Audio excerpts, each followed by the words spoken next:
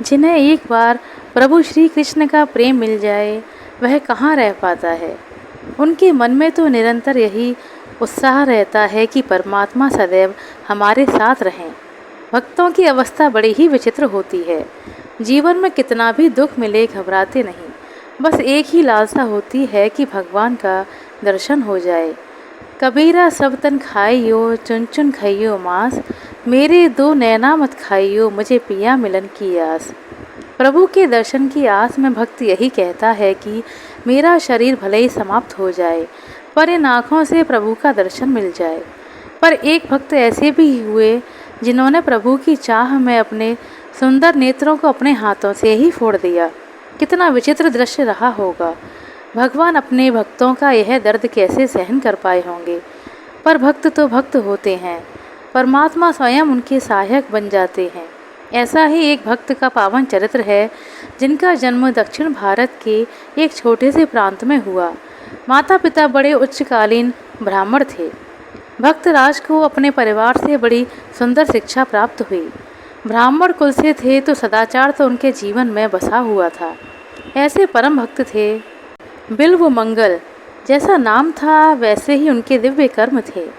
बिल्व मंगल जी धीरे धीरे अपने घर में बढ़ने लगे। वह इतने विद्वान हो गए कि समस्त शास्त्रों का ज्ञान उन्हें स्वतः ही प्राप्त हो गया। थोड़े समय के बाद उनके माता पिता का देहांत हो गया।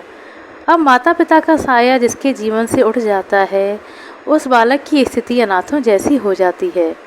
बिल्व मंगल पारिवारिक संस्कारों से तो बड़े विद्वान थे, पर कहते हैं ना कि संग हमारे जीवन पर इतना प्रभाव डालता है कि अच्छे अच्छे लोगों की ज़िंदगी बिगड़ जाती है। बिल्व मंगल जी के साथ भी ऐसा ही हुआ।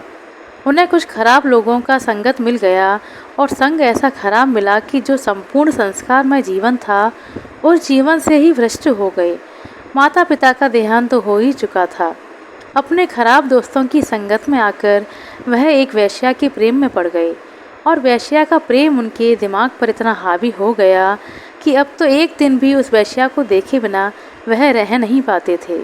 उनका रोज का नियम था कि रात्रि के समय वेश्या के घर पर जाकर आराम करना। एक दिन परिवार के कुछ लोगों ने कहा, आज पिताजी का श्राद्ध है, आज तुम कहीं मत जाना। पर मन कहाँ मानने वाला था। मन तो जहाँ एक बार अटक गया अटक ही जाता है।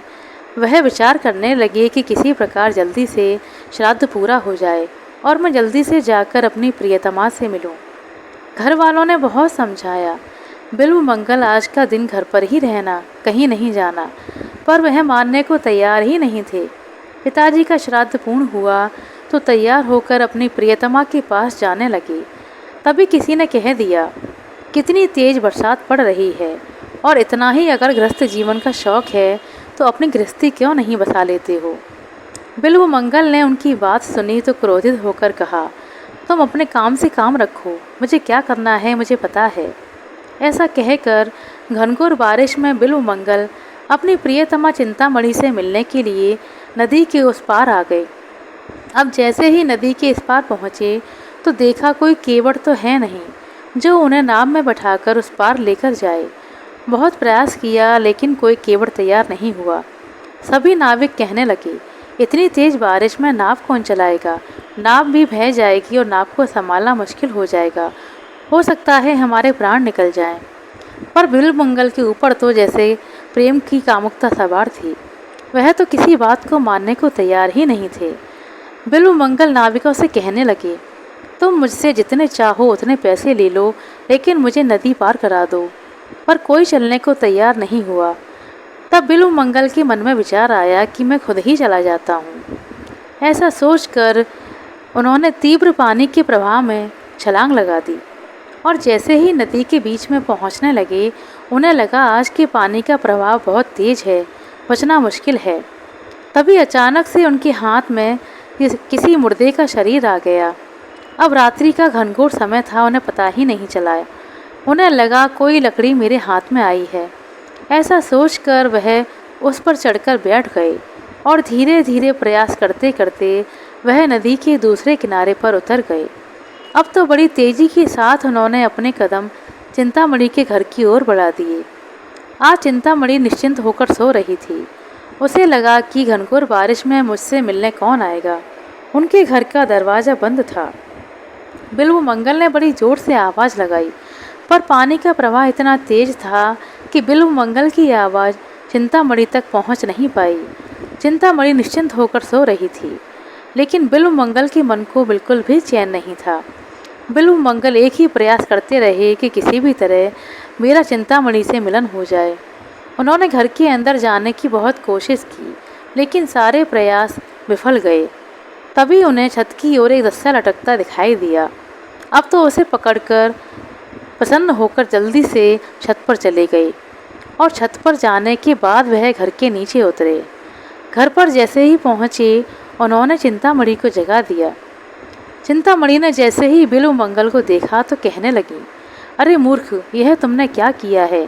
तुम्हारे शरीर से कितनी दुर्गंध आ रही है, कहाँ से आए हो? बिल्व मंगल ने मुस्कुराते हुए कहा, आज तो बड़ी तेज बारिश थी। तुम्हारे पास आने की मैंने बहुत प्रयास किए, पर कोई नाविक तैयार ही नहीं हुआ। तभी मार्ग में मुझे एक लकड़ी का गट्ठा मिला। मैं उस पर बैठकर तुम्हारे पास आया हूँ, और जैसे ही तुम्हारे पास पहुँचा तुमने दरवाज़ा खोला नहीं। तब मुझे लगा तुमने मुझे ऊपर बुलाने के लिए कोई रस्सा लटका रखा है। मैं उस रस्से के सहारे से तुम्हारे पास पहुँचा हूँ। बिल्व मंगल की बात सुन चिंतामणि कहने लगी, मैंने तो कोई रस्सा नहीं लटकाया, चलो देखकर आते हैं। ऐसा कहकर वह दोनों जब छत पर आए तो छत पर देखकर चिंतामणि हैरान हो गई।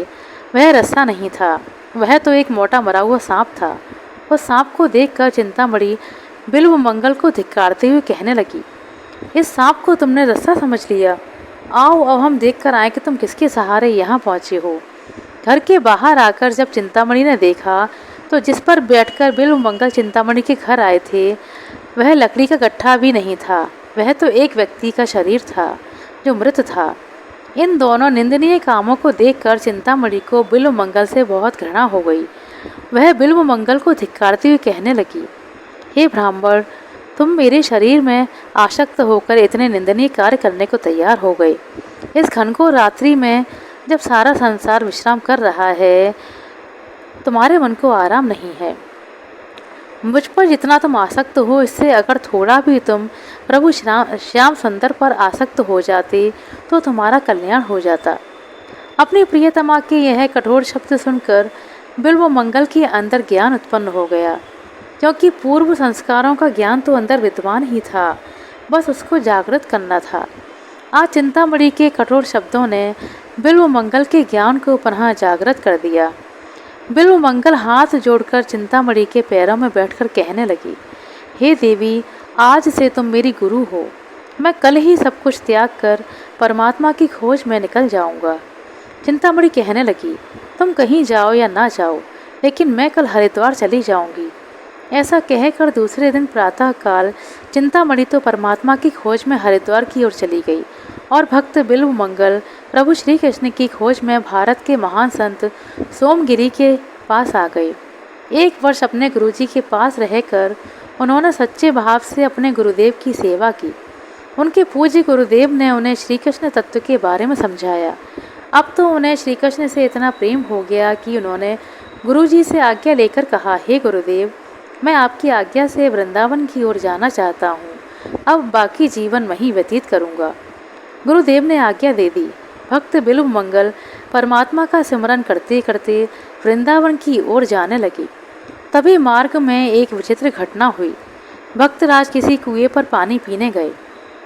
जैसे ही वहाँ पानी पीने लगे, तभी एक सुंदर सी स्त्री उस कुएं पर स्नान करने आई। उस स्त्री का रूप देखकर बिल्व मंगल जी पुनः मोहित हो गए। बिल्व मंगल सुंदर स्त्री को देखकर मन में विचार करने लगे कि काश यह मेरी मन की इच्छा को समझ पाए। दूषित विचार मन में जागृत होने लगे।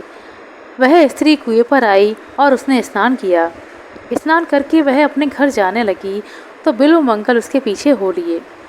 जैसे ही स्त्री अपने घर के अंदर चली गई, वह उसके घर के बाहर बैठ गए। स्त्री का पति भगवत भक्त था। वह बाहर आकर पूछने लगा, हे संतराज, आप कहाँ से आए हैं और आपको किस चीज़ की आवश्यकता है? बिल्व मंगल सच्चे हृदय से परमात्मा को प्रार्थना कर कहने लगी, मैं जो कहूँगा सच कहूँगा। बिल्व मंगल ने उस व्यक्ति से कहा, मैं निरंतर प्रभु श्री कृष्ण का चिंतन करता रहता हूँ, लेकिन आज मेरे मन में तुम्हारी स्त्री को देखकर दूषित भावना आ गई है और मैं उसे दूर नहीं कर पा रहा हूँ। मेरे मन की इच्छा है और मैं तुम्हारी स्त्री से मिलना चाहता हूँ। बिल्व मंगल की बातें सुनकर उस व्यक्ति को क्रोध नहीं आया। उसने अपनी धर्म पत्नी से कहा, तुम जल्दी से श्रृंगार करके संत की सेवा करो। अब वह पतिव्रता स्त्री तो अपने पति की आज्ञा मानकर श्रृंगार करने चली गई। यहाँ बिल्व मंगल मन में विचार करने लगी, मेरी बुद्धि कितनी दूषित है। एक बार तो चिंतामणि के प्रेम में आसक्त होकर मैं अपने जीवन को खराब कर चुका हूँ और आज पुनः मैं अपने जीवन को खराब करने के लिए जा रहा हूँ। ऐसे अनेक विचार भक्त बिल्व मंगल के मन में उठने लगे। जैसे ही वह स्त्री श्रृंगार करके भक्तराज के समीप आई, तब भक्तराज ने कहा, हे माता, मुझे किसी चीज़ की आवश्यकता नहीं है। अगर तुम मेरी इच्छा पूर्ण कर सकती हो तो मुझे 2 लोहे की कीलें लाकर दे दो। बिल्व मंगल की यह बातें सुनकर वह स्त्री अपने घर के अंदर गई और 2 लोहे की कीलें लेकर आई और उन्हें संत को देते हुए बोली, हे भक्तराज, यह रहीं 2 कीलें। भक्तराज ने वह 2 लोहे की कीलें अपने हाथों से उठाईं और अपनी आँखों के अंदर डाल दी। जैसे ही वह लोहे की कीलें आँखों के अंदर गईं, आँखों से रक्त का फुब्बारा फूट गया। वह स्त्री डरते हुए अपने पति के पास जाकर कहने लगी, देखिए ये भगत जी ने क्या कर दिया, अपनी आँखों में लोहे की कीलें डाल दी। वह व्यक्ति रोते हुए कहने लगा, भक्तराज, आपने क्या किया? तब बिल्व मंगल ने कहा, मैंने दोषी को सजा दे दी। दोषी को दंड देना हमारा धर्म है। वह व्यक्ति रोते हुए पूछने लगा कि आपने अपनी आँखों को यह सज़ा क्यों दी है?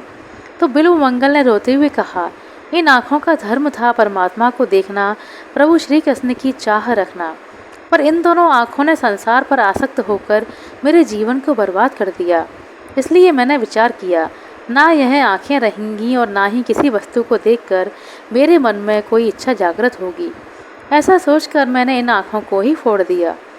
दोनों पति पत्नी कहने लगे, आप धन्य हैं। तब भक्तराज ने कहा, धन्य मैं नहीं, धन्य आप हैं, क्योंकि आपके द्वारा ही मुझे यह ज्ञान प्राप्त हुआ कि संसार की सुंदरता क्षणभंगुर है। अब तो वह भगवत भक्त दंपत्ति कहने लगे, आप हमारे घर रहकर विश्राम कीजिए। बिल्व मंगल ने कहा, अब तो मुझे परमात्मा की खोज में वृंदावन जाना है। ऐसा कहकर बिल्व मंगल उनके घर से बाहर निकल आए। अब तो बिल्व मंगल निकल चले वृंदावन में श्री कृष्ण की खोज में, पर आंखें तो देख नहीं पाती थीं। पर बिना आँखों के मार्ग पर कैसे चला जा सकता है? अब तो बिल्व मंगल जी को चलने में बड़ी तकलीफ़ होने लगी। कहीं पर मार्ग में कोई गड्ढा आए तो उस गड्ढे में गिर जाते, कभी कोई जानवर आकर उन्हें चोट पहुंचाकर चला जाता। इस प्रकार धीरे धीरे करके वह एक वन में आकर बैठ गए। जैसे ही भक्त जी उस घनघोर जंगल में पहुँचे, प्रभु श्री कृष्ण को अपने भक्त पर दया आ गई। वह छोटे बालक का रूप बनाकर बिल्व मंगल जी के पास आकर कहने लगे, अरे भक्तराज, तुम इस जंगल में कैसे पहुँचे? कुछ दिखाई नहीं देता क्या तुमको? उस बालक की आवाज़ सुनकर भक्तराज ने कहा, मेरे नेत्र फूट गए हैं, अब तो मन में केवल प्रभु श्री कृष्ण की चाह है। वह छोटा बालक पूछने लगा, कृष्ण तो बाद में मिलेंगे, पहले यह बताइए भोजन किया है या नहीं? बिल्व मंगल जी ने कहा, 2 दिन से कुछ नहीं खाया। पानी भी मैंने मार्ग पर जो बह रहा था उसी से पी लिया। भगवान को दया आ गई। वह छोटे बालक के रूप में बहुत सारा भोजन बनाकर बिल्व मंगल जी को अपने हाथों से खिलाने लगे। श्री कृष्ण जी के हाथों का स्पर्श पाकर बिल्व मंगल सोचने लगे, ऐसा बालक तो आज तक मैंने कभी नहीं देखा।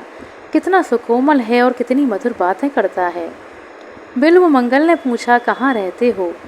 वह बालक बोला, मैं यहीं पास में रहता हूँ। जब तक इस जंगल में रहोगे तो मैं भोजन कराता रहूँगा। अब तो रोज़ का नियम बन गया। वह बालक आकर भक्त बिल्व मंगल को भोजन खिलाकर जाता। एक दिन वह बालक पूछने लगा, आपको कहाँ जाना है और आप यहाँ क्यों अटक गए हैं? बिल्व मंगल ने कहा, वृंदावन के लिए निकला था, पर आँखें तो खराब हो गई हैं, इसलिए जा नहीं पा रहा। अब एक ही इच्छा है कि श्री कृष्ण के दर्शन यहीं मिल जाएं। बालक कहने लगा, तुम चाहो तो मैं लेकर चलूं? बिल्व मंगल ने कहा, कैसे लेकर चलोगे? क्या तुम्हारे माता पिता तुम्हें डांटेंगे नहीं? वह बालक थे प्रभु श्री कृष्ण। हंसने लगे। मेरे कोई माता पिता नहीं। बिल्व मंगल ने कहा, ऐसा कैसे हो सकता है कि तुम्हारे माता पिता नहीं हैं? बालक ने कहा, नहीं, माता पिता नहीं है। मैं खुद अपनी देखभाल करता हूँ, गाय चराता हूँ और भक्तों की सेवा करता हूँ। जो बुलाता है उसके पास पहुँच जाता हूँ। बिल्व मंगल ने कहा, फिर मेरे साथ वृंदावन चलोगे क्या? वह बालक बोला, तभी तो पूछ रहा हूँ। बिल्व मंगल ने कहा, मैं तुम्हारे साथ चलने को तैयार हूँ। अब तो प्रभु ने एक छोटी सी लकड़ी बिल्व मंगल के हाथों में पकड़ा दी और कहने लगे, आगे इस लकड़ी का हिस्सा मैं पकड़ता हूँ, पीछे का हिस्सा आप पकड़ो और मेरे पीछे पीछे चलते आना, कहीं रुकना मत। हम वृंदावन पहुँचकर ही आराम करेंगे। बिल्व मंगल ने कहा, वृंदावन इतना पास है क्या जो एक दिन में पहुँच जाएंगे? वह बालक बोला, अरे चिंता क्यों करते हो, बहुत सवाल पूछते हो। तुम चलना प्रारंभ करो, मैं तुम्हें वृंदावन लेकर चलता हूँ। अब तो जैसे ही बिल्व मंगल ने बालक की लकड़ी पकड़कर चलना प्रारंभ किया, थोड़े ही समय में वह वृंदावन पहुँच गए। छोटे बालक ने कहा, भक्तराज वृंदावन आ गया। बिल्व मंगल ने जैसे ही सुना वृंदावन आ गया, उन्होंने लकड़ी का हिस्सा अपनी ओर खींचा और जैसे ही लकड़ी का हिस्सा अपनी ओर खींचा, उस बालक का हाथ भी उनके हाथों में आ गया। बिल्व मंगल पूछने लगे, सच सच बताओ तुम कौन हो जो मुझे इतना जल्दी वृंदावन लेकर आ गए? वह बालक मुस्कुराते हुए बोला, अरे आपको बताया तो था मेरे माता पिता नहीं हैं। जो मुझे याद करता है मैं उसके पास पहुंच जाता हूं। अब तो संतराज को पक्का यकीन हो गया और आंखों में आंसू लाकर बोले, हे कृष्ण, तुम हो, तुम मेरे हो। तभी वह बालक हाथ छुड़ाकर भाग गया। जैसे ही उसने बिल्व मंगल से हाथ छुड़ाया, बिल्व मंगल के मुख से अचानक से शब्द निकल गए, बाह छुड़ाए जात हो, निबल जान जो मोहे, हृदय से जो जाओगे, सबल समझूंगा मैं तो है। श्री कृष्ण ने कहा, क्या कहते हो? बिल्व मंगल ने कहा, अरे हाथ छुड़ाकर जा रहे हो, हाथ छुड़ाने में कोई दम नहीं। जब तुम मेरे हृदय से निकल जाओगी तब मैं तुम्हें बलशाली मानूंगा। भक्त की ऐसी बातें सुन प्रभु श्री कृष्ण दौड़कर भक्तराज के पास आए और उन्हें हृदय से लगाकर कहने लगे, तुम जैसे भक्तों के हृदय से तो मैं कभी बाहर जा ही नहीं सकता। हे भक्तराज, अब तुम यहीं वृंदावन में रहकर मेरी भक्ति करो। तुम जब भी मुझे बुलाओगे मैं ज़रूर आऊँगा, पर मेरे बारे में कभी किसी से कहिएगा मत।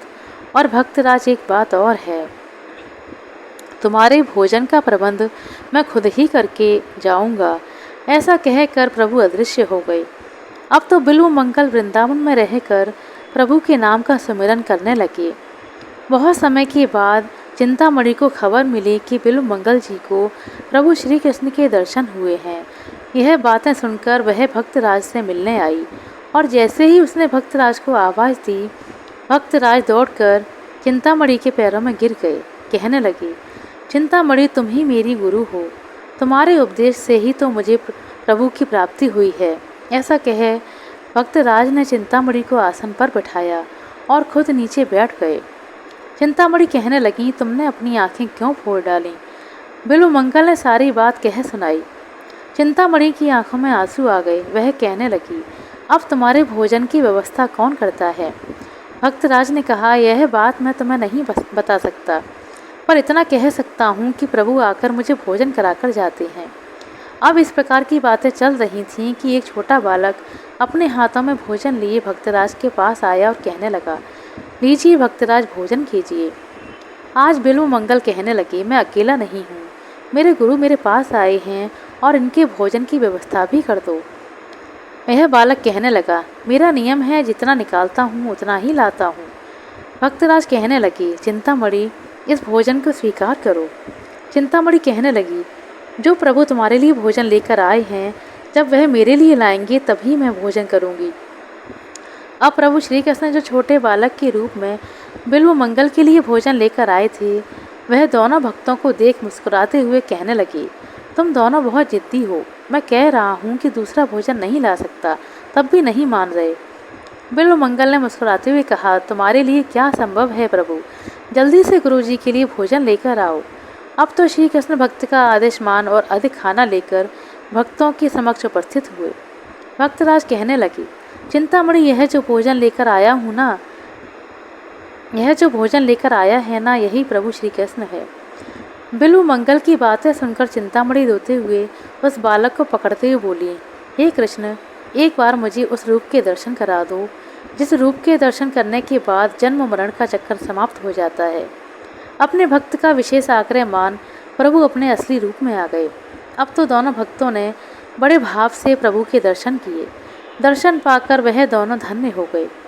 प्रभु ने आदेश दिया, हे भक्तराज, जिस उद्देश्य से तुम्हारा जन्म हुआ है वह कार्य तुम्हें करना है। बिल्व मंगल ने कहा, हे प्रभु, मुझे आदेश दीजिए, मुझे कौन सा कार्य करना है। भगवान ने आदेश दिया, हे बिल्व मंगल, तुम्हें मेरे और राधा के प्रेम के ऊपर एक पुस्तक लिखनी है। पुस्तक का नाम होगा श्री कृष्ण करुणामृत। और ऐसा कहकर परमात्मा अंतर ध्यान हो गए।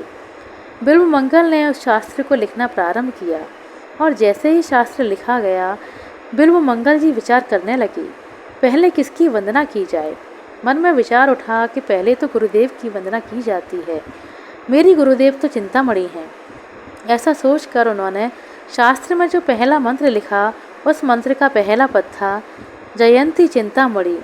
भक्त बिल्व मंगल की ओर से यह पहला पद अपने गुरुदेव को समर्पित था और दूसरे अर्थों में इस पद का अर्थ था, जो समस्त चिंताओं का हरण करने वाले हैं, जो प्रभु श्री कृष्ण जगत को चलाने वाले हैं, जिनकी इच्छा से ही संपूर्ण संसार चलायमान है, उनके पावन श्री चरणों में हमारा बारंबार प्रणाम है। भक्तराज की पुस्तक संपूर्ण हुई। भक्तराज के द्वारा लिखा गया यह शास्त्र समस्त संसार में विख्यात हो गया। लोग इसे पढ़कर राधा तत्व को जानने लगे और प्रभु को प्राप्त करने लगे। सभी तरफ भक्तराज की जय जयकार होने लगी। कहते हैं कि जब बिल्व मंगल जी का शरीर शांत हुआ तो परमात्मा उनका अंतिम संस्कार करने के लिए स्वयं आए। एक छोटे बालक का रूप बनाकर वह शमशान घाट में उपस्थित हुए। लोगों ने पूछा, तुम कौन हो? यह कहकर ऐसा पूछने पर वह बोलने लगी, मैं इनका पुत्र हूँ। इन्होंने मुझे पाल पोस कर बड़ा किया है। कहते हैं कि भगवान श्री कृष्ण ने अपने हाथों से भक्त बिल्व मंगल जी का अंतिम संस्कार किया। कितने धन्य होते हैं ऐसे भक्त, परमात्मा सदा जिनके साथ होते हैं। और कितनी महान होती है ऐसे भक्तों की भक्ति, जिन्होंने प्रभु की चाह में अपनी आँखों को फोड़ डाला। तो ऐसे भक्त के पावन श्री चरणों में हमारा बारंबार प्रणाम है। आशा करते हैं दोस्तों आपको हमारे द्वारा सुनाई गई यह कहानी अच्छी लगी होगी। कहानी पसंद आई हो तो कृपया लाइक कर दें, शेयर कर दें। चैनल पर नए हैं तो सब्सक्राइब कर लें। अपना कीमती समय देने के लिए बहुत बहुत धन्यवाद। मिलते हैं अगले वीडियो में, तब तक के लिए नमस्कार।